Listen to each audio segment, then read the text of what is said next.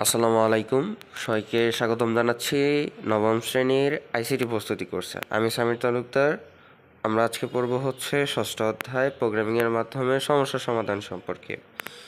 তো শুরু করা যাক। তো এই অধ্যায়টা পড়তে হলে আমাদের ফার্স্টে যা জানতে হবে সেটা হচ্ছে প্রোগ্রামিং কী। তো আমরা একটু সিম্পলি চিন্তা করি, আমাদের ভাষা কি? আমাদের ভাষা হচ্ছে বাংলা। তো আমাদের পাশের কান্ট্রি ইন্ডিয়া, তাদের ভাষা হচ্ছে হিন্দি। পৃথিবীর ইন্টারন্যাশনাল ভাষা হচ্ছে ইংলিশ। তো প্রত্যেকেরই নিজস্ব একটা ভাষা আছে। ঠিক কম্পিউটারের একটা ভাষা আছে, সেটা হচ্ছে প্রোগ্রামিং। ওকে যদি আমি বুঝাইতে যাই, আমি বাংলা ভাষা দিয়ে ও বুঝতে পারবে না, ইংরেজি ভাষা দিয়ে ও বুঝতে পারবে না। ঠিক ওকে আমি প্রোগ্রামিং দিয়ে ওকে ইনস্ট্রাকশন দিতে পারবো। তো প্রোগ্রামিং হচ্ছে এই যে কম্পিউটারকে যে ফিস করে তুমি বলে দিবা যে এইটা করো, ওইটা করো, সেইটা করো, এটাই হচ্ছে প্রোগ্রামিং। আমি সিম্পলি চিন্তা করে যেটা আমরা বুঝতে পারি, এইটাই প্রোগ্রামিং। তো আমরা এখন জানবো হচ্ছে জাদুর বাক্স সম্পর্কে। জাদুর বাক্স কি? ধরো তুমি একটা কোড লিখবা, যেমন প্রিন্ট হ্যালো ওয়ার্ল্ড। একটা লিখলা, লেখার পর এটা তো খাতায় লিখলে আর কম্পিউটারকে তুমি বুঝাইতে পারবা না। এটা হচ্ছে একটা কোড এডিটরে লিখতে হবে। যেখানে তুমি কোড লিখবা সেইটাই হচ্ছে কোড এডিটর। তো বইয়ের 111 নম্বর পৃষ্ঠায় দেওয়া আছে, দেখো, মেশিন কোড বা মেশিন ভাষা। তো মেশিন কোড বা মেশিন ভাষা কি, আমি সেটা তোমাকে বুঝিয়ে দিচ্ছি। তো ধরো তুমি কোড লিখলা প্রিন্ট হ্যালো ওয়ার্ল্ড। তো এটা লিখলা, এটাও সিম্পলি তোমার কম্পিউটার বুঝতে যাবে না, কারণ কম্পিউটার ভাষা হচ্ছে 0 1, দুইটা নাম্বার ছাড়াও বুঝে না কিছু। কম্পিউটার ভাষা ফুললি বাইনারি। তো তুমি যখন একটা কম্পাইলার বা একটা কোড এডিটরে এই কোডগুলো লিখবা, প্রিন্ট হ্যালো ওয়ার্ল্ড বা যে কোনো কোড লেখার পরে যখন রান করবা, কম্পিউটার সেটা কি করবে? কম্পিউটার সেটা জেনারেলি বাইনারিতে রূপান্তর করে কম্পিউটারকে বুঝাবে। সেইটাই হচ্ছে মেশিন কোড বা মেশিন ভাষা। তো তারপর আমরা যদি দেখি, আমাদের আছে হচ্ছে জাদুর বাক্স কোডিটরে। এখানে একটা সিম্পলি উদাহরণ আছে যে প্রোগ্রামিং ভাষা প্রথমে কম্পাইলারে যায়। মানে তুমি কম্পাইলার বলতে এখানে বোঝানো হচ্ছে কোড এডিটরটা। প্রথমে তুমি প্রোগ্রামিং ভাষাটা লিখবা, লিখার পরে সেটা হচ্ছে তোমার কম্পাইলারে পৌঁছানোর পর সেটা মেশিন কোডে পৌঁছাবে। তো আমাদের তারপরে আছে হচ্ছে কোন প্রোগ্রামিং ভাষাটা আমরা শিখবো। আমরা তো জানি যে অনেক প্রোগ্রামিং ভাষা আছে, CSS, HTML, JavaScript, Python, C plus plus, বলতে গেলে অনেক হয়। তো আমরা আসলে কোন ভাষাটা শিখবো, এইটা ডিসাইড তুমি নিজে করবা। কিন্তু তুমি যদি একটা প্রোগ্রামিং ভাষা পারো, অন্যটা শেখা তোমার পক্ষে খুবই ইজি, কারণ একটা প্রোগ্রামিং ভাষার সাথে, একটা প্রোগ্রামিং ল্যাঙ্গুয়েজের সাথে আর একটা প্রোগ্রামিং ল্যাঙ্গুয়েজের খুব কানেক্টেড। ধরো আমি হচ্ছে পাইথন আর সি প্লাস প্লাসের একটা উদাহরণ দিই। পাইথনের সিনটেক্সটা খুব ইজি, বাট সি প্লাস প্লাসের ইনটেক্স একটু কঠিন, বাট দুইটার কনসেপ্টগুলো সেম। দুইটাইতেই ভ্যারিয়েবল আছে, দুইটাতেই ডেটা টাইপ আছে, দুইটাতেই তুমি হ্যালো ওয়ার্ল্ড প্রিন্ট করতে পারবা, যে কোনো কিছু লিখে প্রিন্ট করতে পারবা, দুইটাতেই তুমি টাইপ কাস্টিং করতে পারবা, ইত্যাদি ইত্যাদি। তো এটা হচ্ছে খুব ইম্পর্ট্যান্ট একটা কোশ্চেন। তো এটা হচ্ছে আমাদের ডিসক্রিপশনে দেওয়া থাকবে। এটা হচ্ছে তোমার সিকিউ আসতে পারে। তারপরে আমি কথা বলবো হচ্ছে ডেটা টাইপ নিয়ে। ডেটা টাইপ বিভিন্ন প্রকার হয়। তো এখানে দেওয়া আছে হচ্ছে integer data type. Integer type কি? যে ইন্টিজার মানে কি, আগে আমরা সেটা বুঝি। ইন্টিজার মানে হচ্ছে একটা পূর্ণ সংখ্যা বা ইন্টিজার নাম্বার। পূর্ণ সংখ্যাকে বলা হয় ইংরেজিতে ইন্টিজার নাম্বার। তো এটা বোঝার জন্য আমি এখানে ধরলাম 1 দিলাম, 1 একটা হচ্ছে পূর্ণ সংখ্যা। 2 দিলাম, 2 একটা হচ্ছে পূর্ণ সংখ্যা। 3 দিলাম, 3 একটা পূর্ণ সংখ্যা। আমি যদি 14 দিই, একটা পূর্ণ সংখ্যা। আমি যদি আবার 25 দিই, এটা একটা পূর্ণ সংখ্যা। তো যে কোনো পূর্ণ সংখ্যাকে আমরা ইন্টিজার বলবো। ঠিক আছে। তারপরে আমরা যাব হচ্ছে ফ্লোট নিয়ে। তো ফ্লোট হচ্ছে একটা হচ্ছে দশমিক নাম্বার। ধরো এক্সাম্পল আমি লিখলাম 1.5, 4.22, এগুলো হচ্ছে দশমিক নাম্বার। তো তুমি পৃথিবীতে যত দশমিক নাম্বারই দেখবা, সেগুলো হচ্ছে ফোর্থ নাম্বার। ভেরিয়েবলে তোমার হচ্ছে ভগ্নাংশ আকারে আমরা যা জমা রাখতে পারি, এমন সংখ্যাকে বলা হয় ফ্লোটিং নাম্বার। ঠিক আছে। তারপরে আমরা যাব হচ্ছে স্ট্রিংয়ে। ধরো তুমি লেখলা আবুল, কুদ্দুস, সালাম। তো এইগুলা একটা হচ্ছে টেক্সটে লিখছো, একটা ওয়ার্ডে লিখছো। তো অক্ষর জাতীয় কোনো কিছু যদি তুমি ভ্যারিয়েবলে জমা রাখতে চাও, এবং অক্ষর জাতীয় বলতে ধরো ABCD, এরকম অনেক কিছু আছে, এটাকে আমরা স্ট্রিং বলি। তো এক্সাম্পল মোতাবেক আমি লিখলাম এ কি একটা ওয়ার্ড, এটা একটা স্ট্রিং। বি এটা ওয়ার্ড, এটা একটা স্ট্রিং। সি এটা ওয়ার্ড, এটা একটা স্ট্রিং। 4 এটা কিন্তু স্ট্রিং না, কারণ এটা কোনো ওয়ার্ড না, এটা হচ্ছে নাম্বার, এটা হচ্ছে ইন্টিজার। তারপর আমরা যাব হচ্ছে বুলিয়ানে। তো বুলিয়ানটা কি আমি বলি, বুলিয়ানটা হচ্ছে তুমি যদি প্রোগ্রামিংয়ের কোনো একটা সিদ্ধান্ত নিতে চাও যে ট্রু অর ফলস, হয়তো সত্য হয়তো মিথ্যা, কোনো ভ্যারিয়েবলে যদি সত্য বা মিথ্যা কে ডেটা হিসেবে তুমি জমা রাখতে চাও, সেটা হচ্ছে বুলিয়ান। ধরো এ ইকুয়াল ট্রু অথবা বি ইকুয়াল ফলস, এটা হচ্ছে বুলিয়ান ডেটা টাইপ। এখন তুমি বলবা যে আমি এগুলা বললাম যে পূর্ণ সংখ্যা হলে সেটা ইন্টিজার, তারপর কোনো ওয়ার্ড হলে সেটা বা কোনো অক্ষর জাতীয় কিছু হলে সেটা স্ট্রিং, আবার কোনো সিদ্ধান্ত বা সত্য মিথ্যা হলে সেটা হচ্ছে বুল বা বুলিয়ান। এখন ধরো তুমি এগুলা বিশ্বাস করতে চাও না, তো আমরা এগুলো এখন প্রমাণ করব, পাইথন প্রোগ্রামিংয়ের মাধ্যমে প্রমাণ করব। তো এইটাকে যখন আমরা প্রমাণ করব, সেটাকে আমরা বলবো হচ্ছে ডেটা টাইপের প্রমাণকরণ। তো আমরা স্ক্রিনে গিয়ে ডেটা টাইপের প্রমাণকরণটা দেখে নিই।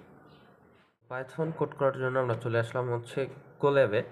তো colab.research.google.com-এ তুমি চলে আসবে যে কোনো পাইথন কোড করার জন্য। আজকের ক্লাসের সব কোড আমরা কোল্যাবে করব। তো তোমরা যারা বলছিলে আমি যেগুলো বললাম, যেমন নাম্বার হলে সেগুলো হচ্ছে ইন্টিজার, তারপর মানে দশমিক সংখ্যা হলে সেগুলো হচ্ছে ফ্লোট নাম্বার, তারপর নাম হলে বা কোনো অক্ষরের সংমিশ্রণ হলে সেগুলো হচ্ছে আমাদের স্ট্রিং। তো এগুলো তুমি বিশ্বাস করো না, তো এগুলো পাইথন কোডের মাধ্যমে কীভাবে প্রমাণ করবা। তো ফার্স্টে তুমি একটা ভ্যারিয়েবল নিবা, ধরলাম আমি একটা ভ্যারিয়েবল নিলাম, এই ভ্যারিয়েবলের মান আমি দিব 10। দেওয়ার পর আমি হচ্ছে প্রথমে ভ্যারিয়েবলটা প্রিন্ট করব। প্রিন্ট, দেখো আমাদের অ্যান্সারটা আসছে হচ্ছে 10। তো আমরা এই 10টা যে একটা ইন্টিজার, আমরা সেটা প্রমাণ করব। প্রমাণ করার জন্য আমি হচ্ছে প্রিন্টের নিচে আরেকটা সেল নিয়ে লিখবো হচ্ছে, ধরো তুমি এটা প্রমাণ করবে, তার জন্য আমি আবার প্রিন্ট দিব। ব্রেকেট দেওয়ার পরে আমি এখানে লিখবো টাইপ। টাইপ ফাংশনটা কি, টাইপ ফাংশন দিয়ে হচ্ছে তুমি এটা ইন্টিজার নাকি স্ট্রিং তুমি পাইথনের মাধ্যমে প্রমাণ করতে পারবা। তারপর আমরা আরেকটা সেকেন্ড ব্র্যাকেট নিয়ে এইখানে আমাদের যে ভ্যারিয়েবলটা আমরা প্রমাণ করতে চাই সেইটা লিখবো। তো আমি এ লিখলাম। এখন দেখো, এখন আমাদের এখানে কি আসছে, দেখো 10-এর নিচে আসছে ক্লাস ইন্টিজার, অর্থাৎ 10টা কিন্তু একটা ইন্টিজার। এখন তুমি জীবনেও বলতে পারবে না আমি বিশ্বাস করি না, অবশ্যই এটা বিশ্বাস করতে হবে। তারপর দেখো ভ্যারিয়েবলের আমি নামটা বদলাই দিই, ধর আমি 10 না দিয়ে আমি ভিতরে একটা নাম দিই, ধরলাম আমি দিলাম কুদ্দুস। তো কুদ্দুসটা কি একটা স্ট্রিং। তো আমি যখন এখন রান করি, দেখো কুদ্দুস নিচে লেখা আছে স্ট্রিং। এই জিনিসটাকে আমরা সিম্পলি বলি ডেটা টাইপের প্রমাণকরণ। আমরা ডেটা টাইপের প্রমাণকরণটা দেখলাম। এখন আমরা দেখব হচ্ছে হ্যালো পৃথিবী বা হ্যালো ওয়ার্ল্ড, যেটা সকল প্রোগ্রামার তার প্রথম প্রোগ্রামে মানে যে প্রথম সে প্রোগ্রামিং শিখে সে এটা করে থাকে। তো পাইথনে একটা জিনিসকে প্রিন্ট করতে হয়, তো আমরা এখন দেখে নিই। তো আমরা সরাসরি স্ক্রিনে চলে যাই। তো আমরা এখন যা শিখবো তা হচ্ছে হ্যালো পৃথিবী বা হ্যালো ওয়ার্ল্ড। এটা পৃথিবীর সকল প্রোগ্রামার করছে এবং এটা তোমার বইয়ের 115 নম্বর পৃষ্ঠায় আছে। তো এটা করার জন্য আমাদের প্রিন্ট ফাংশন ইউজ করতে হবে।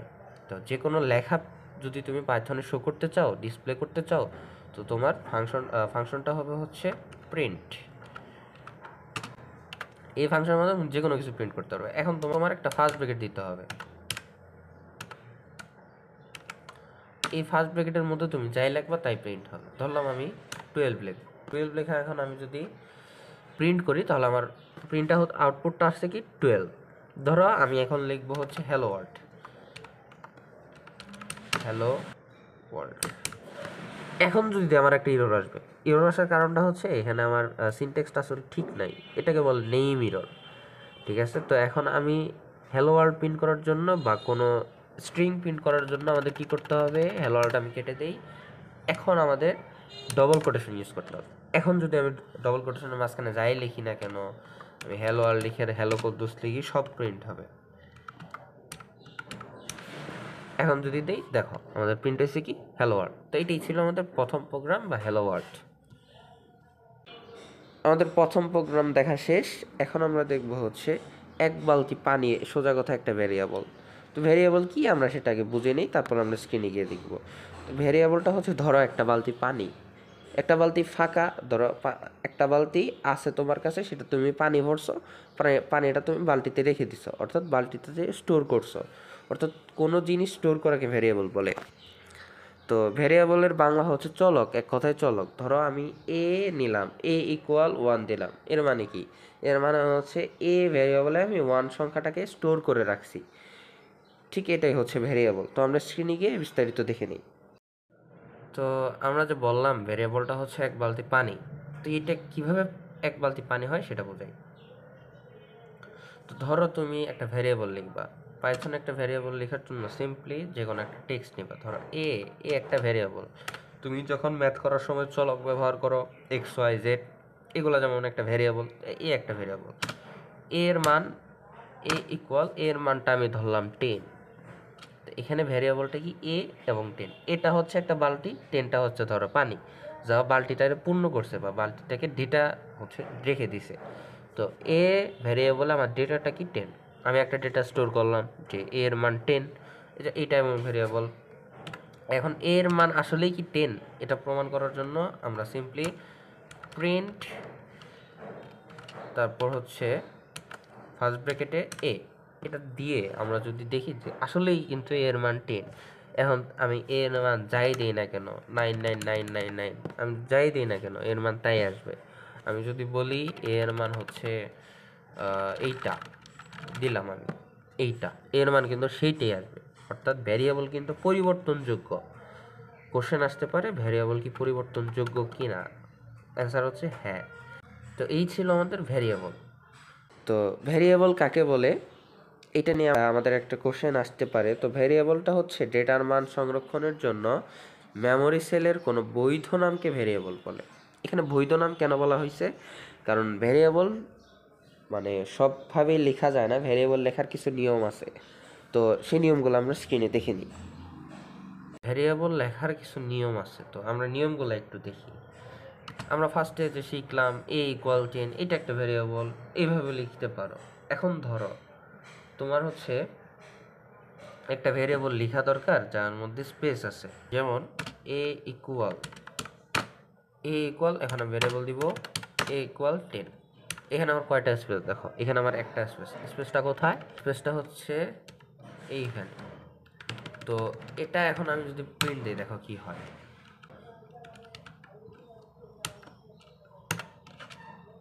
প্রিন্ট এ ইকুয়াল, দেখো আমার একটা এরর আসছে, কিন্তু এররটা আসার কারণ আমি ভ্যারিয়েবলের নামটা কি করছি? স্পেস দিছি। তো আমাদের সচরাচর ভ্যারিয়েবল নামে স্পেস থাকতেই পারে, এটা লেখার জন্য আমরা বিশেষ পদ্ধতি অবলম্বন করি, সেটাকে বলে আন্ডারস্কোর। তো এই এররটা যদি আমরা সলভ করতে যাই, আমাদের কি করতে হবে? এই যে আমাদের স্পেসের নিচে আমরা আন্ডারস্কোর দিব। আন্ডারস্কোর দিয়ে আমরা যে ভ্যারিয়েবল নামটা সেটা পরিবর্তন করে দিলাম, বা এই ভ্যারিয়েবল নামটা যদি পরিবর্তন করতে চাই, এখন দেখো সেম আউটপুট আসছে 10। তো ভ্যারিয়েবল লেখার 1 নম্বর নিয়ম হচ্ছে এইটা। এবং ভ্যারিয়েবলের মধ্যে আমরা ভুলেও যে স্পেশাল ক্যারেক্টারগুলো আছে সেগুলো ইউজ করব না। ধরো আমি ইকুয়ালের আগে আমি ইউজ করলাম হচ্ছে স্টার ইউজ করলাম, আমি ঠিক এইখানে স্টার দিয়ে দিলাম, এখন কিন্তু আমার একটা এরর আসবে। দেখো এগুলো একটা হচ্ছে স্টারটা আমার ইনভ্যালিড সিনট্যাক্স, অর্থাৎ এখানে স্পেশাল ক্যারেক্টার ইউজ হয়েছে। এখানে স্পেশাল ক্যারেক্টার না দিয়ে আমরা এর বিকল্প ব্যবহার করতে পারি, যেমন @এর বিপরীতে আমরা ইউজ করতে পারি। দেখি দেখো এখানে আমাদের 10 আসছে। তো এটা হচ্ছে আমাদের ভ্যারিয়েবল লেখার নিয়মটা, সাধারণ নিয়ম। তো এই জন্যই বলা হয়েছে হচ্ছে ভ্যারিয়েবলের কিছু বৈধ নিয়ম আছে। তো এখন আমরা জানবো হচ্ছে ইনপুট সম্পর্কে। তুমি ইউজারের কাছ থেকে কোনো কিছু ইনপুট কেমনে নিবা। তো ধরো তুমি একজনকে বলবা চাচা হেনা কোথায়, এগুলা হচ্ছে তুমি পাইথনের মাধ্যমে ইনপুট নিয়ে জিজ্ঞাসা করবা। তো এই জিনিসটা ইনপুটটা আমরা একটু স্ক্রিনে গিয়ে বিস্তারিতভাবে জেনে নিই। তো এখন আমরা ইনপুট সম্পর্কে জানবো। ধরলাম আমি একজন ইউজার, আমি নিজেকে জিজ্ঞাসা করবো চাচা হেনা কোথায়। তো তার জন্য তুমি কি করবা? একটা ভ্যারিয়েবল নিবা। ধরলাম আমি ভ্যারিয়েবলে নিলাম, আমি এ ভ্যারিয়েবল নিলাম, এ ভ্যারিয়েবলে এখন ইনপুট কীভাবে নিব আমি সেটা বলি। ইনপুট নেওয়ার জন্য আমাদের ইনপুট ফাংশন ইউজ করতে হয়। ইনপুট ফাংশনটা হচ্ছে এইটা। এটার পরে আমি ফার্স্ট ব্র্যাকেট দিব, ফার্স্ট ব্র্যাকেট দেওয়ার পরে আমি হচ্ছে আমাদের কোটেশন মার্ক দিব। ডবল কোটেশন দেওয়ার পরে আমরা এখন যাই লিখি ইনপুট হিসেবে আসবে। তো হলাম আমি ইনপুট নিব চাচা হেনা কোথায়, এটা হচ্ছে আমি ইনপুট হিসেবে নিব। ধরলাম আমি এখানে প্রশ্নবোধক চিহ্ন দেই, চাচা হেনা কোথায়। এখন যদি দেখো আমরা আউটপুট দিই, এই দেখো একটা বক্সের মতো আসছে না, মানে জিজ্ঞেস করতেছে চাচা হেনা কোথায়। আমি লিখলাম হেনার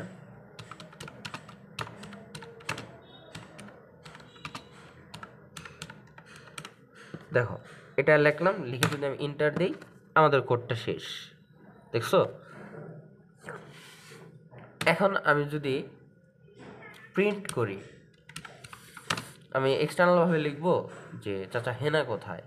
তো চাচা যখন লিখবে যে হেনার বিয়ে হয়ে গেছে, তো পাইথনে প্রিন্ট হবে যে হেনার বিয়ে হয়ে গেছে।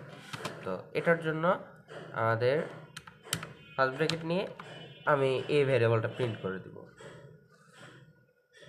তো এখানে আমার এখন লিখতে হবে আচ্ছা হেনা কোথায়, হেনার তো বিয়ে হয়ে গেছে, তাই আমরা লিখবো হচ্ছে হেনার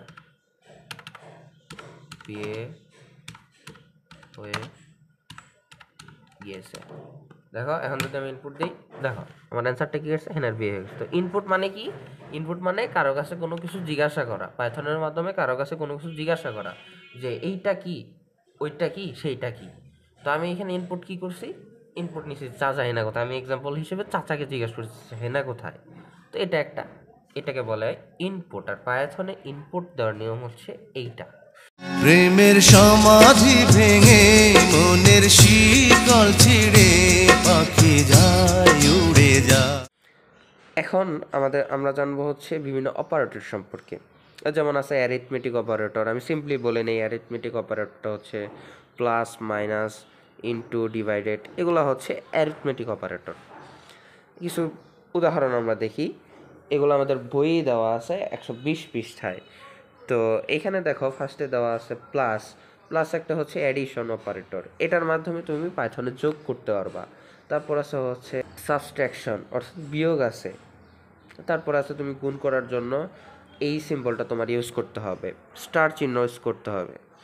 তারপর দেওয়া আছে ভাগ বা ডিভিশন অপারেটর, এগুলোর এই সিম্বলের মাধ্যমে তুমি হচ্ছে পাইথনে ভাগ করতে পারবা, ভাগ চিহ্নটা এরকম। তারপর আছে হচ্ছে মডুলাস।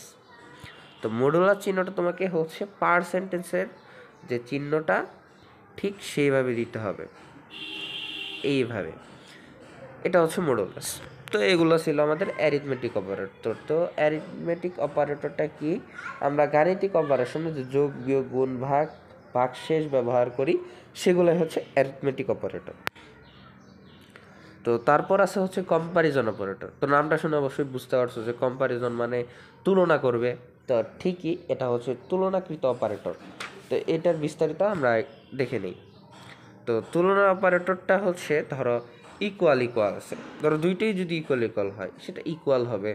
তুলনা operator not equal, less than or equal, greater or equal, এগুলো আছে। তো এগুলো আমাদের বইয়ে দেওয়া আছে, এগুলো হচ্ছে খুব ইম্পর্টেন্ট, এগুলো আমাদের পড়ে নিতে হবে। তারপর আমরা দেখব হচ্ছে 121 পৃষ্ঠার ব্যবহারিক সমস্যা। তো আমাদের সমস্যাটা কি আগে আমরা একটু রিয়ালাইজ করি। তো আমাদের সমস্যাটা হচ্ছে দুটি সংখ্যা ইনপুট দিয়ে যোগফল নির্ণয়। তো আমরা যখন প্রোগ্রামিং করব কোনো সমস্যার জন্য আগে আমরা সমাধান খুঁজবো না, আগে আমাদের সমস্যাটি নিয়ে ভাবতে হবে যে কি করলে কি হতে পারে, কি করলে আমার আউটপুট কি হতে পারে, আমাদের কি করতে হবে। তো সমস্যার দিকে আমরা খেয়াল করি। সমস্যাটা হচ্ছে দুটি সংখ্যার ইনপুট নিয়ে যোগফল নির্ণয়। তো আমরা যে ফার্স্ট ইনপুটটা শিখছি, একটু আগে আমরা ইনপুট শিখছি, তো ইনপুট শিখে আমাদের যোগফলটা নির্ণয় করতে হবে। ধরো আমি প্রথম সংখ্যাটা ইনপুট নিব, প্রথম সংখ্যাটা ইনপুট নিয়ে আমি পাইলাম 1। ধরো দ্বিতীয় সংখ্যাটা ইনপুট নিয়ে আমি পাইলাম 2। এখন কি করব, এই দুইটা যোগ করতে হবে। তার জন্য আমাদের কি করতে হবে, তার জন্য আমাদের এই যে দুইটা ভ্যারিয়েবল, এই দুইটা ভ্যারিয়েবলকে a প্লাস b দিয়ে যোগ করতে হবে। এটাই হচ্ছে আমাদের এই সমস্যাটা। আমরা এখন দেখবো হচ্ছে 121 পৃষ্ঠায় যে আমাদের ব্যবহারিক সমস্যা 1, এইটা। তো দেখো কি বলা আছে। তো তো দুইটি ইনপুট নিয়ে তাদের যোগফল প্রিন্ট করতে হবে। তো এইটা সমাধান করার জন্য আমাদের ফার্স্টে আমি একটা ভ্যারিয়েবল নেব, যেটার ভ্যারিয়েবলের নামটা হচ্ছে নাম্বার 1, এবং ভ্যারিয়েবলটা আমি ইনপুট নিব। তো একজনের কাছ থেকে আমি ইনপুট নিব, তো যেহেতু একটা নাম্বার, তো নাম্বার হিসেবে সে ইনপুট নিবে। ইনপুট নেওয়ার পর আমাদের কি ব্যবহার করতে হয়? ইনপুট ফাংশন ব্যবহার করতে হয়। তো ইনপুট ফাংশন ব্যবহার করলে এখানে আমি আরেকটা ফার্স্ট ব্রেকেট নিব। ফার্স্ট ব্রেকেট নিয়ে আমি এখানে লিখব এন্টার ইওর ফার্স্ট নাম্বার লিখে আমি একটা জাস্ট ক্লোন দিয়ে এটা ক্লোজ করে দিব। তারপর সেম ভাবে আমি লিখবো হচ্ছে নাম্বার 2, যেহেতু আমার দুইটা সংখ্যা ইনপুট নিতে বলছে, তো সিম্পলি আমি এখন দুইটা সংখ্যা যে ইনপুট নিই, আমি বেশি কিছু করতেছি না। তো ফার্স্টে লেখো আমি ইন্টিজার লিখতেছি কেন? কারণ আমি কোনো স্ট্রিং তো যোগ করা যাবে না, কোনো ওয়ার্ড কি যোগ করা যাবে? কোনো ওয়ার্ড যোগ করা যাবে না। তো আমরা যেহেতু সংখ্যা যোগ করব, যদি আমরা দশমিক নাম্বার যোগ করতে যেতাম তাহলে আমরা এখানে ফ্লোট লিখতাম। তো সেম ব্যাপারে আমরা এখানে ইন্টিজার লিখতেছি। তো আগে সেম উপায়ে আমরা ইনপুট দিয়ে আমরা ফার্স্টে ইনপুট দিয়ে লিখবো হচ্ছে, এখানে লিখবো হচ্ছে ইন্টার ইওর সেকেন্ড নাম্বার লিখে আমি জাস্ট একটা ক্লোন দিয়ে রেখে দিয়ে এটা ক্লোজ করে দিচ্ছি। দেখো আমি যদি এটা রান করি আমার আসতেছে কি, আমি ফার্স্ট নাম্বারটা লিখবো, ধরলাম আমি 10 লিখলাম, তারপর আমার সেকেন্ড নাম্বারটা লিখলাম 10। তো এটা আমি জাস্ট ইনপুট নিলাম। আমরা যে ফার্স্টে শিখছিলাম ইনপুট কেউ নিতে হয়, ঠিক সেইভাবে আমি ইনপুট নিলাম। এখন আমাদের শর্ত, প্রশ্নে কি বলা? আমাদের প্রশ্নে বলা হচ্ছে এই দুইটা আমরা যোগ করব। তো এডিশন আমি আরেকটা ভ্যারিয়েবল নিলাম। এই ভ্যারিয়েবলে আমি একটা শর্ত ছুঁড়ে মারবো, পাইথনকে একটা শর্ত আমি বলে দেব। তো শর্তটা কি? শর্তটা হচ্ছে নাম্বার 1 এর সাথে সে নাম্বার 2 যোগ করবে। এখন যোগ করলেই তো হবে না, আমার ভ্যারিয়েবলটা তো প্রিন্ট করতে হবে। তো আমি এখন আরেকটা লিখবো, সেটা হচ্ছে আরেকটু লেখার পরে আমি কোনটা প্রিন্ট করব? আমি অ্যাডিশনটা প্রিন্ট করব।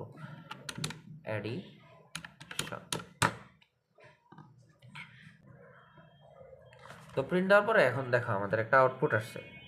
তো আউটপুট আমি ধরো ফার্স্ট নাম্বার দিলাম 10, সেকেন্ড নাম্বার দিলাম 10, তাহলে আমার যোগফলটা কি আসবে? 20। দেখো আমাদের যোগফল আসছে 20।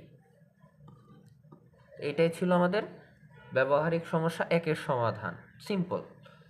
ধরো আমি আবার আমি আউটপুট দিলাম, আমি বড় সংখ্যা যোগ করব, ধরো আমি 2400 যোগ করব, 2400-এর সাথে আমি 2400 যোগ করব। দেখো আমার যোগ আছে 4800। এটাই খুব সিম্পল একটা কোশ্চেন। তো এটা আমাদের হচ্ছে ব্যবহারিক সমস্যা 1-এর সমস্যা সমাধান। এখন আমরা জানবো হচ্ছে শর্ত সম্পর্কে।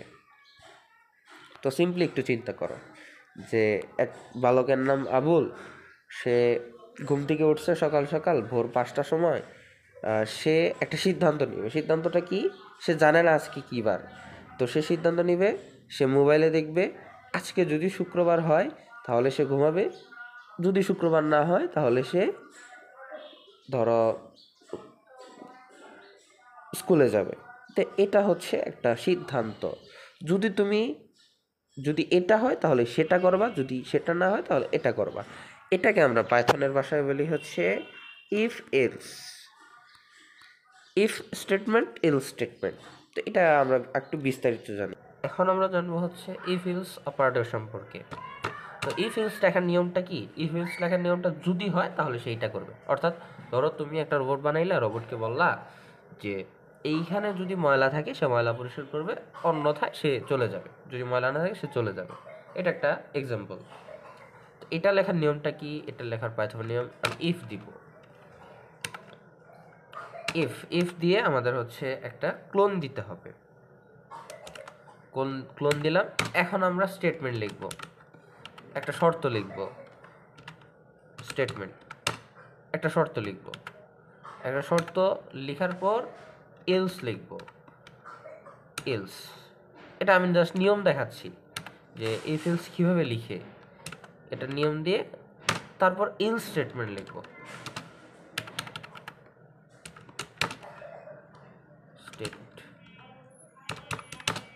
স্টেটমেন্ট লিখলাম। দেখো আমাদের ফার্স্টে ইফ আছে।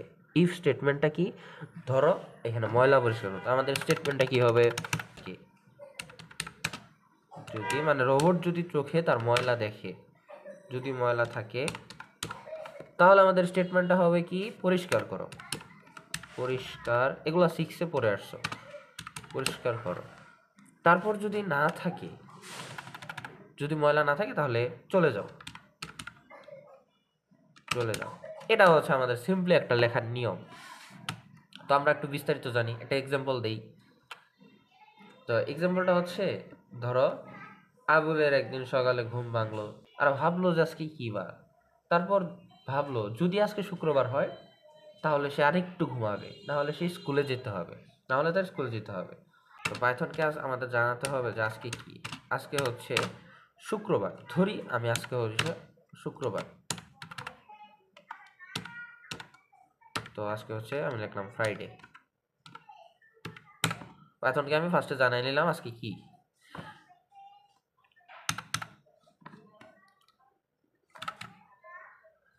তারপর ইফ টুডে, এই যে আমি এখন স্টেটমেন্টটা ইউজ করব, ইফ টুডে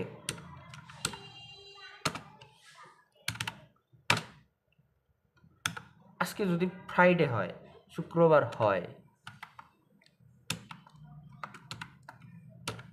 ফ্রাইডে যদি আজকে ফ্রাইডে হয় তাহলে কি করবে, গো টু স্কুল।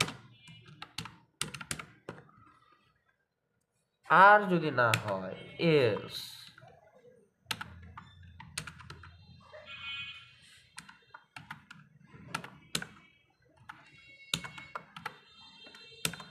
তাহলে সে কি করবে, সে ঘুমাবে। Print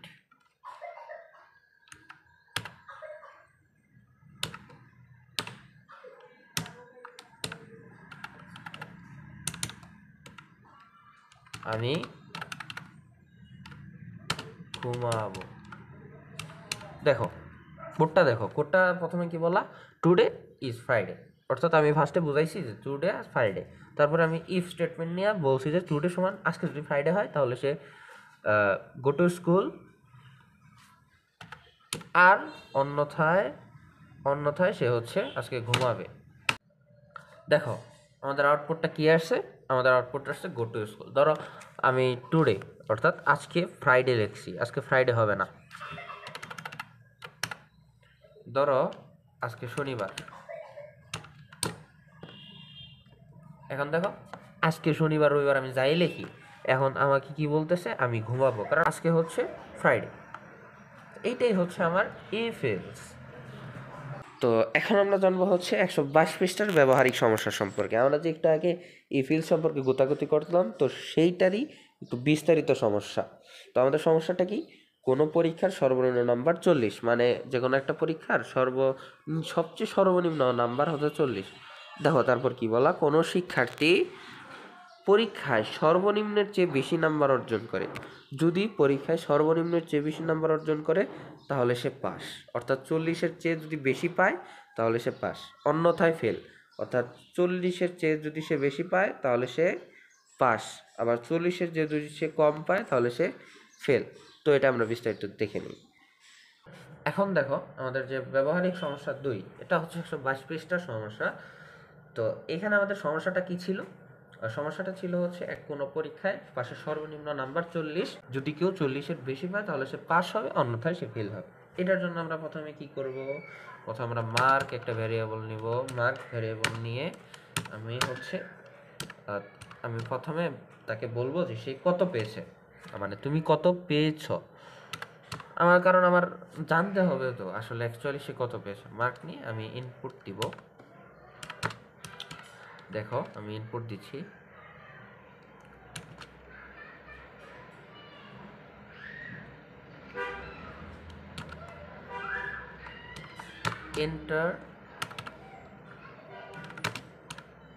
enter your exam mark। আমি এটা ইকুয়াল দিব, ইকুয়াল দিয়ে আমি হচ্ছে এটা ক্লোজ করে দিব। দেখো ক্লোজ করার পরে আমাদের কি করতে হবে, আমাদের স্টেটমেন্টটা বসাতে হবে। যদি সে 40-এর নিচে পায় তাহলে সে ফেল, অথবা 40-এর বেশি পেলে সে পাস এবং অন্যথায় সে ফেল। এটার জন্য আমি ইফ, আমাদের ইফ যে কন্ডিশন সেটা দিব, ইফ দিব, তারপর মার্ক, অর্থাৎ আমাদের মার্ক ভেরিয়েবলটা দিব। মার্ক যদি এটাকে বলে গ্রেটার অর ইকুয়াল, আমরা যে এখন সিম্বলটা ইউজ করব গ্রেটার, অর্থাৎ 40-এর বেশি পায়, 40, যদি সে 40-এর বেশি পায়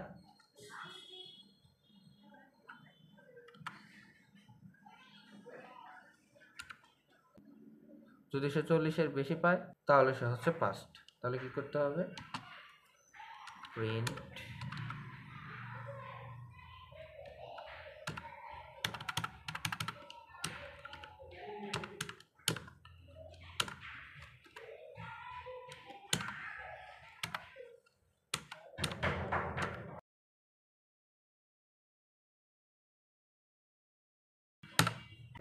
এখন আমাদের করতে হবে হচ্ছে এলস। যদি সে এলস হয়, এলসের পরে আমি লিখবো, আমি হচ্ছে লিখবো তুমি ফেল, তুমি ফেল। তো আমরা যেখানে আউটপুটটা দেখি আমার ইন্টারভিউ এক্সাম মার্ক, ধরো আমার এক্সাম মার্কটা হচ্ছে 80, অর্থাৎ 40-এর উপরে, তাহলে তুমি পাস চাচ্ছে, মানে তুমি পাস। এখন ধরো আমার এক্সাম মার্কটা আছে 20, এখন যদি দেখি, দেখো তুমি ফেল। নেক্সট। এটা ছিল আমাদের ব্যবহারিক সমস্যা 122 পৃষ্ঠার ব্যবহারিক সমস্যা, সমস্যা 2। তারপর আমরা 123 পৃষ্ঠার ব্যবহারিক সমস্যা দেখব। 123 পৃষ্ঠার ব্যবহারিক সমস্যাটা এফ এলস দিয়ে, একটু আগে যে আমরা এফ এলস শিখলাম সেটা দিয়ে। তো আমাদের সমস্যাটা কি, কোনো নাগরিকের বয়স 18 না হলে সে ভোট দেওয়ার জন্য বিবেচিত হবে না। তাহলে আমাদের কি করতে হবে, প্রথমে আমাদের ইনপুট নিতে হবে যে আপনার বয়স কত, তারপর তার বয়স যদি 18-র নিচে হয়, 18-র নিচে হয় তাহলে সে ভোট দিতে পারবে না, আবার যদি 18-র বেশি হয় তাহলে সে ভোট দিতে পারবে। এটাই হচ্ছে আমাদের এই সমস্যার সমাধান। তো এটা আমরা স্ক্রিনে দেখে নিই। 123 পৃষ্ঠার ব্যবহারিক সমস্যা 3। 18 বছর হলে নির্বাচন সে ভোটার হিসেবে নির্বাচিত হবে, যদি সে না হয় তাহলে ভোটার হিসেবে নির্বাচিত হবে না। তাহলে আমাদের ফার্স্টে যে ভ্যারিয়েবলটা নিতে হবে, ক্লোজ করার পরে আমাদের একটা শর্ত লাগবে যে যদি ইফ এইজ